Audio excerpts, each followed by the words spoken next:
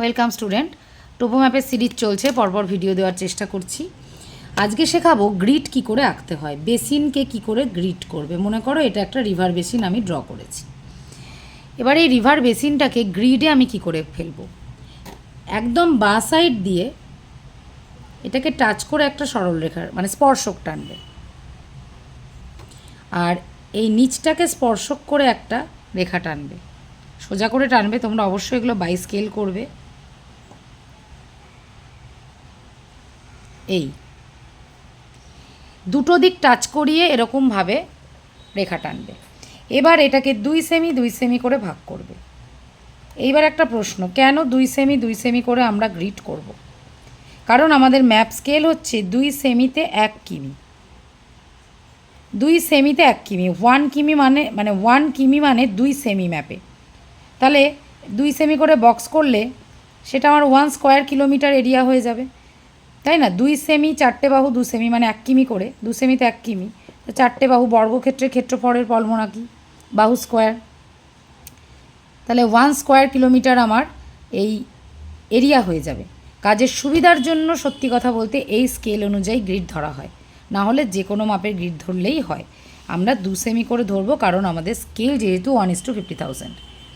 এভাবে 2 সেমি করে তোমরা আগে ভাগ করে নিলে, তারপর কি করবে, স্কেল দিয়ে দিয়ে তোমরা এই লাইনগুলো তোমরা ড্র করবে। ওকে, এরকমভাবে লাইনগুলো আমরা যতক্ষণ না বেসিন কভার হচ্ছে আমাকে কিন্তু টানতে হবে। এবার আবার লম্বাতেও আমরা টানবো। এটা কিন্তু ম্যাপে করব, আমি জাস্ট বোর্ডে আগে বুঝিয়ে দিচ্ছি, নাহলে তো আবার ম্যাপে বোঝাতে পারবো না, ম্যাপটা তো ঘিঞ্জি। এরকমভাবে যতক্ষণ না ম্যাপ আমার কভার হচ্ছে আমি করবো, আর করবো না। এরপর আর লাগবে না, কারণ আমার ম্যাপ কভার হয়ে গেছে। এইবার দেখব কোন কোন গ্রিডে ম্যাপ পড়েনি। ম্যাপটাকে কিন্তু গ্রিডে ভাগ করে ফেলেছি, কোন কোন গ্রিডে ম্যাপ পড়েনি সেইগুলো আমি মুছে দেব। একটুও যদি ম্যাপ যায় সেটাকে কিন্তু রাখতে হবে। দেখো এইটুকু গেছে, তাই এই গ্রিডটা রাখতে হবে।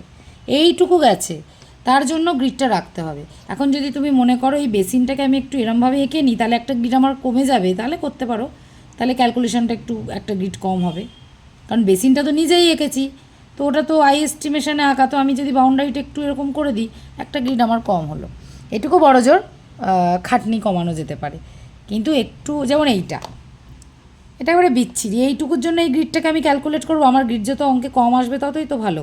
তো আমি কি করব, এটাকে একটুখানি পেন্সিল দিয়ে এরম করে নেব, যাতে এই গ্রিডটা কম আসে। এই গ্রিডটাকে আর নেবো না, আমি যখন ট্রেসিং পেপারে তুলবো, ট্রেসিং পেপারে তো তুলতেই হবে কাজ করার জন্য, এটা তো আমি ম্যাপে করব।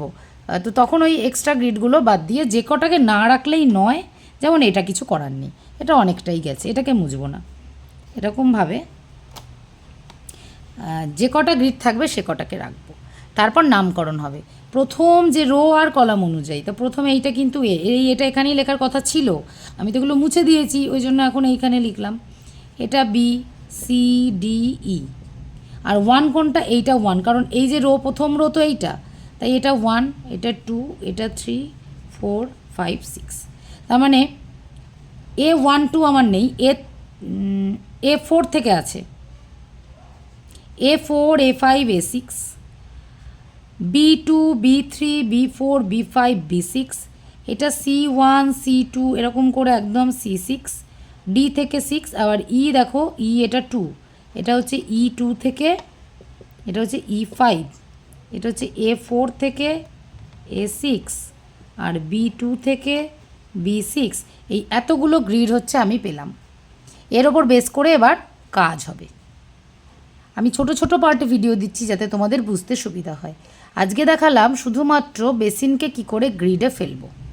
প্রথমে দুটো স্পর্শক টানবো দুদিকে, এদিকে টানো এদিকে করো, যেদিকে খুশি করো, দিয়ে 2 সেমি 2 সেমি করে ভাগ করে পুরোটাকে ঘিরবো। তারপর যে গ্রিডগুলো আমার লাগবে না, মানে যেখান দিয়ে বেসিন যায়নি, সেগুলো আমি ডিলিট করে মানে মুছে দেব। দিয়ে এই রকম একটা শেপ আমার দাঁড়াবে। এটাকে ট্রেসিং পেপারে ট্রেস করে নিতে হবে। তারপর ট্রেসিং পেপারে কাজ হবে, বা ট্রেসিং পেপারে থেকে খাতায় ছাপ তুলে কাজ হবে। ট্রেসিং পেপারে মোট কথা এটা আমাদের তুলতেই হবে, তারপর আমরা কাজ করতে পারবো। তাহলে এটা হচ্ছে আমাদের গ্রিড বা বেসিন আঁকার পদ্ধতি। ওকে, ম্যাপ থেকে দেখাচ্ছি। দেখো এ দেখো একটা বেসিন, নিশ্চয়ই বুঝতে পারছো, লাল কালি দিয়ে আঁকা আছে। এই ম্যাপের কালারটা সুন্দর, পরিষ্কার বোঝা যাবে। সবুজ রং হলে একটু বুঝতে অসুবিধা হয়। দেখেছো কি সুন্দর ডেনড্রাইটিক ড্রেনেজ প্যাটার্ন, দেখো এখানে প্রচুর ডেনড্রাইটিক ড্রেনেজ প্যাটার্ন আছে। ওই প্যাটার্নগুলো দেখেই যে দেখো নদীগুলো দেখো কীরকম গাছের মতো শাখা প্রশাখা, এগুলো ঘিরলে কিন্তু সুন্দর সুন্দর বেসিন হবে। তো এই যে বেসিন, তো এই বেসিনটাকে আমি গ্রিডে কিভাবে ভাগ করেছি, এই বেসিনটাকে ঘিরে নেওয়ার জন্য আমরা 2x2 গ্রিডে কিন্তু বেসিনটাকে ভাগ করে নিয়েছি।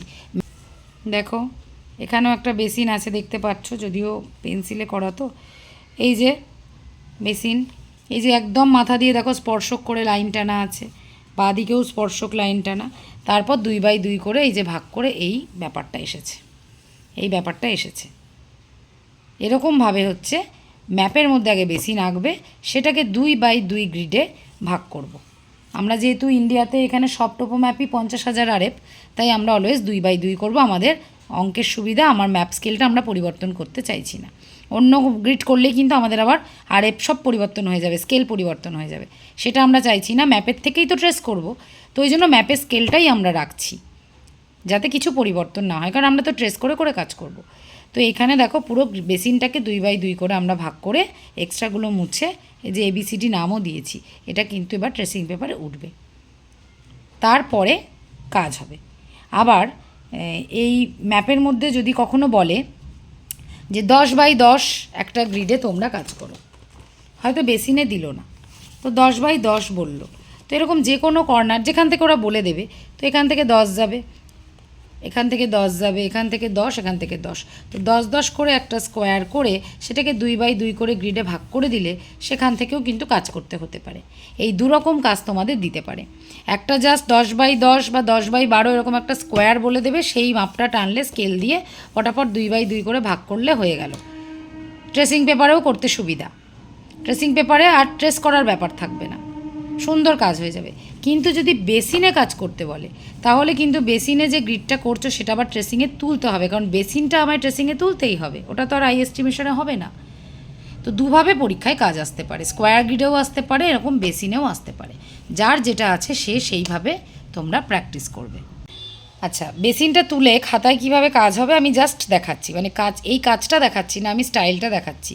ট্রেসিং পেপারে তোমরা বেসিন এবং গ্রিড পুরো তুলে নিলে, তারপরে মোটা বল ছাড়া পেন কিংবা মোটা করে পেন দিয়ে ছাপ তুলে যেভাবে করে না, পরীক্ষার খাতায় বলছি, তো পরীক্ষার খাতায় কিন্তু একটু ছাপ দিয়ে খাতার মধ্যে এই যে বেসিন তুলতে হবে, বেসিনের ওপর দিয়ে গ্রিডও এভাবে আঁকতে হবে।